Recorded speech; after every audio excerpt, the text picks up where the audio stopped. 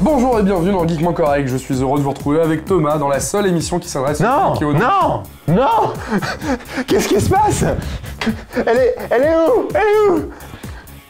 Quoi, t'es pas heureux de me retrouver? J'en rigole tellement je suis outré. Bref, tout ça pour dire que... C'est temporaire. On ne sait jamais, elle est peut-être morte. Je laisse un peu de suspense. Bon, je suis pas crédible là. Bon allez, tout de suite le sommaire. Nikos Aliagas chevauche le cinéma, Lady complètement gaga de Amy Winehouse, Miss Maggie au cinéma, et le film de la semaine, par Thomas. Et sur cette première news, je vais introduire Thomas en parlant de Nikos. J'aimais vraiment bien Bérangère là. Ouais, j'imagine. Ouais. Tu m'as manqué quand même, ça m'a manqué de... Ouais, un peu, moi aussi, un petit peu. Un grand fou. Ouais, bah... Tu trouves pas qu'on est bien là, tous les deux? On est pas mal. En plus, tu vas parler de Nikos, je sens qu'on va partir à Mykonos. Ça me perturbe de te caresser le dos. Enfin, bon, bref, fais ta chronique, je vais peut-être me décaler un peu. Merci. Nikos Aliagas, oui, le cinéma. Déjà, rien que ça, c'est un peu évocateur, non? Non, bah j'ai surtout peur, en fait, si tu veux, après la Starac, quand tu vois cette performance... Ça te fait pas rêver? Pas vraiment. Oui, alors bon, en gros, Nikos Aliagas va se lancer dans le cinéma. Il a déjà fait quelques petites prestats de comédiens, on va dire, hein, RIS par exemple, hein, sur TF1. Oui. Ça se voit que je regarde pas RIS ou pas? C'est vrai? Quoi? Joséphine l'ange gardien? C'est lui, Joséphine! Non, pour le coup, juste RIS, et puis quelques petits trucs du genre Rio, tu vois, juste en voix, tu vois. Comédien de doublage. Voilà, et c'est exactement, comédien de doublage. Bon là, visiblement, il se lance bien dans le cinéma, dans un film de Fabien Otteniente, à qui on doit Camping, Disco, donc des bonnes comédies. Hein. Voilà, 3-0, enfin bref, des comédies très... engagées, politiquement d'ailleurs. Exactement, ouais. Non, mais il y a un public, et puis des fois, c'est plutôt sympathique. Et là, du coup, c'est un film qui s'appelle, attendez que je vous dise, Turf, voilà, ça s'appelle Turf. Il a fumé Otteniente ou... Turf. Ça parle de paris sportifs sur les chevaux, en fait. Ah bah oui, forcément. D'où le fait qu'il va chevaucher un peu le cinéma, t'as compris le jeu de mots? En fait, j'avais compris à Turf. Bon. Et donc, il va jouer avec, par exemple, Gérard Depardieu, Baird, Édouard Baird, enfin bref, des la vache, maman, j'ai peur. Et apparemment... T'es en train de me dire Nikos, Gérard Depardieu, Édouard Baird? Oui, c'est ça, ouais. Je ne vais pas voir ce film, je vous préviens tout de suite, ne comptez pas sur moi. Bon alors, ça sera pas un gros rôle apparemment, puisqu'il va jouer juste un commentaire de course de chevaux, hein, donc bon, ça va pas être non plus, je pense, le rôle principal du film, mais déjà une apparition, on va pouvoir le voir et admirer ces comédiens. C'est produit par TF1, c'est ça? Il y a des chances. Je peux pas te dire, j'ai pas encore vérifié, mais bon, je pense que c'est TF1 Production derrière. Il y a des possibilités. Avec Omar Sharif, les courses, c'est ma passion. C'est ma passion. Ça me promet des crises de fou rire. Oh, oui. Ou pas. Alors, Lady Gaga, tu vois à peu près qui c'est, tu vois... Une grande folle blonde que tout le monde aime. Exactement, une chanteuse, une star, voilà. Amy Winehouse, tu vois aussi à peu près qui c'est. Qui c'était? Oui, certes, mais bon, c'est pareil un petit peu, c'est une chanteuse, une star, bon, qui a un peu plus d'alcool dans le sang, mais... Puis il y en a une qui est brune quand même. Voilà, ouais. Et ben imagine que les deux fusionnent. Je vais vomir et je reviens. Non. Dans un film à caractère X, ça aurait pu donner quelque chose de sympathique, mais non, même pas. Dans un film pour adultes, comment te dire qu'on n'a pas du tout les mêmes fantasmes? Pour le coup, on regarde pas du tout les mêmes films. Oh, c'était pour la vanne, non, moi non plus. C'est vrai que maintenant... À la seconde image, c'est pas top. Ouais. Non, c'est vrai. Non, parce que juste après Nikos Aliagas, je t'avoue que j'ai un peu peur. Donc les deux fusionnent. Oui, les deux fusionnent. Alors bon, Amy Winehouse, elle aura peut-être un petit peu de mal, mais en tout cas, Lady Gaga est visiblement très fan d'Amy Winehouse, et forcément, puisque Amy Winehouse vient de mourir récemment, le cinéma, ça réfléchit, on se dit tiens, ça serait sympa de faire un petit biopic sympa, c'est la mode en ce moment. Donc voilà, pourquoi pas faire un biopic sur Amy Winehouse, une personnalité qui est quand même un petit peu controversée et tout, hein. Ses déboires, sa carrière, donc forcément ça peut intéresser pas mal de monde, y compris les fans. Et donc du coup, Lady Gaga serait très intéressée visiblement pour jouer le rôle d'Amy Winehouse. Alors ça paraît un peu ouf, quoi, c'est comme si, je sais pas... du tout dans le même registre en plus au niveau... Oui, non, mais ça au niveau musical, ça on est d'accord, mais apparemment Lady Gaga est assez fan de Amy Winehouse. Et plus étonnant encore, c'est que apparemment le père d'Amy Winehouse donc est plutôt favorable à cette idée. Il dit honnêtement, je vois personne d'autre pour jouer Amy Winehouse que Lady Gaga, quoi. Je la vois très bien dans le rôle. Bon, faut juste qu'elle bosse un petit peu l'accent british, hein, parce que Lady Gaga est américaine. Mais c'est facile, ça. Oui. Oh, le film Bankable. Ah bah là oui, pour le coup, t'imagines un peu déjà la vendre Lady Gaga. Ouais, c'est ça. De Lady Gaga. Voilà, c'est ça. Comment te dire? Ouais.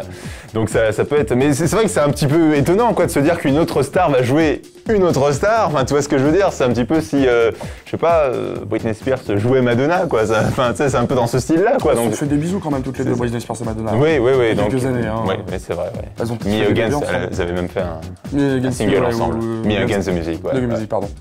Donc voilà, pourquoi pas hein, c'est pas encore fait, mais en tout cas, Lady Gaga, elle monte bien au créneau, elle dit ouais, moi je suis intéressée. Hein. Je suis chaude. Ouais, c'est ça. Filez-moi. Je sais pas le dire. Moi je suis born this way, filez-moi le job. Maggie, notre Maggie, la française. Elle voit tout en rouge. Non, une Maggie beaucoup plus connue, une Maggie beaucoup plus britannique, une Maggie... Est-ce que t'es contente Maggie? Je suis désolé, moi. Le dimanche à 19h, je regardais ça chez ma grand-mère. Bah pourquoi pas, ouais, non, chacun son époque, j'ai envie de dire, y a pas de souci. Quand même, oui, c'est vrai que là, j'ai pris un coup de vieux ces années 80. Ouais, c'est à l'époque où Michel Drucker était en dessous des 40, quoi, non? C'est ça? On voit en dessous des 30, hein, on sait jamais. Hein. Peut-être pas quand même, je ne cacherai pas quand même. Non, alors, Miss Maggie, évidemment, elle fait référence à la chanson de Renaud. Non? Ah oui, rien. Thatcher. Voilà, ça y est, on y est, la Dame de Fer. Donc pas un film porno, hein, même si le nom pourrait évidemment un petit peu indiquer.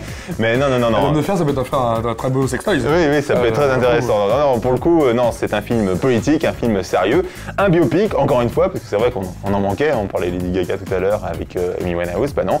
Là, c'est Miss Maggie, et là, c'est sûr, hein, c'est fait. D'ailleurs, le film est déjà fait et va sortir au mois de février 2012, donc ça sort quand même un petit peu les Oscars, tout ça, hein, le film qui sort juste avant. Hein. D'autant plus que c'est Miss Meryl Streep qui interprète. Ah, c'est Meryl Streep? Maggie Smith. Non, d'ailleurs, pourquoi je dis Maggie Smith? C'est à cause de toi. Maggie Thatcher. Désolé pour la vanne en antenne, mais c'était Maggie Thatcher. On va avoir du mal. Non, c'est Thatcher, hein, donc forcément la première dame d'Angleterre pendant les années 80, la première ministre, ou la première ministre. C'était le Girls Power d'après les Spice Girls. Oui. Et ouais, c'était la première Spice Girl, il paraît, d'après les Spice Girls. Bon, ça se termine le débat. Oui, je me sens vieux là. Bah, je te laisse terminer ta news. T'avais envie qu'on reparle de Spice World dans une autre news, peut-être? Je sais pas. Le revival, Spice World. Très bon film, Spice World. Meilleur film du monde. Ah ouais. Dans les films les plus kitsch, enfin bon, c'était pas trop ça le début, mais... Avec plein de guest stars. Oui, tout à fait. J'avais un souvenir que Ginger Spice, elle était encore maigre à cette époque-là. C'était un truc dans le genre, c'était au tout début. Hein. C'était 97. Enfin bref. Donc du coup, là, on est bien loin. En plus, je hallucine. Je suis fan, j'ai tous les DVD chez moi. Ça ressemble au Blu-ray, il est au taquet. Non, alors, une autre anglaise un petit peu moins sexy que les Spice Girls, c'est sûr. Donc, Margaret Thatcher, qui, comme on le disait, était Premier ministre dans les années 80. Donc, on revoit tout son parcours dans le film. Hein. Le film s'appelle La Dame de Fer, hein, suite à son surnom, bien sûr, hein, qu'on lui avait donné, puisqu'elle était quand même assez pugnace. Hein. Donc, une des premières femmes à avoir réussi à atteindre autant de pouvoir, hein, on peut le dire. Hein. Elle s'est vraiment battue pour ça. Donc, on défaut d'un orgasme. Pardon. Je ne connais pas sa vie personnelle, ça sera difficile de juger là-dessus. Et puis j'ai pas encore vu le film, ça se trouve, il y a peut-être des scènes un petit peu... Ah tiens, je ne sais pas. Non, j'ai pas envie d'imaginer. C'est vrai que Meryl Streep est plutôt une bonne femme, mais grimée en Margaret Thatcher, non, c'est pas... Autant tu vois Lady Gaga et Amy Winehouse, c'est pas ton fantasme, hein, Margaret Thatcher, c'est pas le mien non plus, quoi. Hein. D'accord. Voilà. Mais ils ont l'habitude des biopics, les Anglais. Enfin, là, je sais pas si c'est un Anglais le réalisateur. Bah, surtout... Il y avait eu Elisabeth aussi, qui avait bien marché d'ailleurs. Oui, il y avait eu The Queen, effectivement, avec Helen Mirren, qui avait d'ailleurs eu l'Oscar, si je dis pas de bêtises par rapport à ça. Et il y a eu l'année dernière Le Discours d'un roi, donc le père d'Elisabeth, qui lui aussi a eu l'Oscar. Du coup, c'était Colin Firth qui jouait le rôle et le film a eu l'Oscar. Enfin bref, donc ça marche plutôt bien les trucs qui se passent en Angleterre. Hein, donc, dans ces eaux-là. Voilà. Ton revival. Donc voilà, the Lady Iron, the Iron Lady, voilà, ça devrait plutôt avoir un succès relativement conséquent, on va dire, au niveau des Oscars en tout cas. Après, la performance, bon, Meryl Streep, c'est toujours une bonne actrice. J'ai rien compris. Quel rapport avec Marvel? Marvel. Et pour ce mardi, le film du jour, le film de la semaine, pardon. Le film de la semaine, le film qui sort demain et qui a de grandes chances de créer un succès assez conséquent, bien sûr. Hein. C'est un film choral, comme on dit, puisqu'il y a pas mal de gens connu, on va dire, d'acteurs. Oui, un film déjà très bankable, ça c'est sûr, mais un film choral du fait qu'on s'intéresse à plusieurs histoires de personnages, des gens qui sont quand même plutôt connus, hein, parce qu'il y a vraiment pas mal de stars. Et donc c'est un film de Gary Marshall. Alors Gary Marshall, on le connaît bien sûr, hein, Pretty Woman, Just Married, dernièrement Valentine's Day, et surtout Valentine's Day, puisque c'est justement par rapport à ça qu'on va se caler. Ça s'appelle Happy New Year, donc bon bah voilà, ils ont changé de fête, hein, c'est plus la Saint-Valentin. C'est la suite, c'est ça? Bah, presque, on peut dire ça comme ça. Hein. Mais si tu veux, le mec qui se fait pas chier l'année prochaine, il va nous faire Easter, il va nous faire Pâques, il va nous faire c'est les vacances.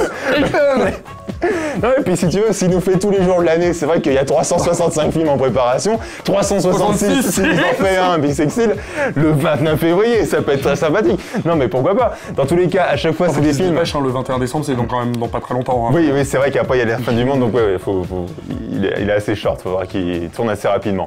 En tout cas, il y a un casting de fou, hein. Robert De Niro, on a Jessica Biel, on a du Zac Efron, on a Léa Michel, la principale actrice de Glee, on a également Ashton Kutcher, enfin bref, j'en passe et j'en passe, mais il y a toujours un casting un petit peu de folie, hein. C'était un petit peu comme le cas avec Valentine's Day. Hein. Et en gros, l'histoire, ça raconte, parce que c'est bien d'avoir des acteurs, mais généralement, j'ai un peu l'habitude des films l'histoire, c'est très simple. Hein, c'est un peu comme Expendables, c'est-à-dire que je te mets plein d'acteurs super connus, mais alors au niveau scénario... Ah non, je suis pas d'accord. Non, The Expendables, le scénario était beaucoup plus étudié que Happy New Year. Non, faut pas déconner, quoi.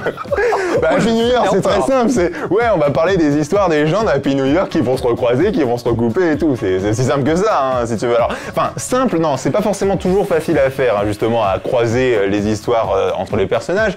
Mais bon, l'histoire, on la connaît. Hein, c'est aussi simple que ça. Il n'y a pas de plus de complications. C'est de la comédie romantique. C'est le feel-good movie, on va dire, de fin d'année, quoi. Donc voilà, il n'y a pas de grosses surprises à se faire. Ça se laisse tout à fait regarder. C'est plutôt sympathique en famille à Noël, quoi. Bon, on regarde déjà la bande-annonce et puis on se retrouve juste après. Yes. Some people swear there's no beauty left in the world. No magic. Oh, come on. We've got to do something to get you out of your New Year's Eve funk. Then how do you explain the entire world coming together on one night? It's New Year's Eve, bro. We're doing something. To celebrate the hope of a new year. My New Year's resolutions. If you can make these come true by midnight, you get these. 4 tickets to that party? You called the right guy. Is that your New Year's dress? It's just something I'm working on for a rainy day. You should wear it tonight. I mean, New Year's is the worst night of all to go out. People who don't drink, let's party all year, suddenly going all Kanye on you. Last year, I met a girl, and she was extraordinary. My water just broke. Hold it. You look beautiful. I've been plotting that slap for years. It wasn't nearly as satisfying as I thought it would be. That was closer. Good one. This is the biggest night of my career, and if I screw this up... The countdown begins. Let's do it! So, what do you think? Somebody's gonna have a happy new year. Resolution number 2. Be amazed. Are you amazed? Check. Who are you gonna kiss at midnight? So you went out for a slice of pizza, right? And you may have just run into the one. You know what that's called? Insanity. Serendipity. You don't mess with serendipity. That's what New Year's is all about. Is it New Year's Eve? Is it? So raise your glass if you are wrong. In all the right ways, all my underdogs. We want happy new year. Well, there's gonna be more celebrities here than we have. I'm freaking out. Raise your glass. Nothing beats New York on New Year's Eve. Ah, je me sens tout chose, j'ai les ovaires qui me poussent, disons. Ça m'étonne pas du tout. Moi, j'ai perdu pas mal de testostérone d'un coup. Là, je me sens très féminin. J'ai presque eu envie de chialer à un moment. J'étais pas loin non plus, s'il te plaît, arrête, non, toujours pas. Bref, Thomas. Ça te dit qu'on se prenne un petit chocolat chaud après l'émission? Un chocolat chaud, on va se faire des câlins. Non, enfin en tout cas, bon, écoute, de manière très virile, bonne année, hein, bonne santé, joyeux Noël. De même. À l'année prochaine. Happy New Year. Ouais, enfin, si Bérangère pouvait revenir, je serais pas contre non plus. Non, je veux dire que j'aime bien notre complicité, tu vois, mais j'aime bien aussi le côté un peu plastique de Bérangère.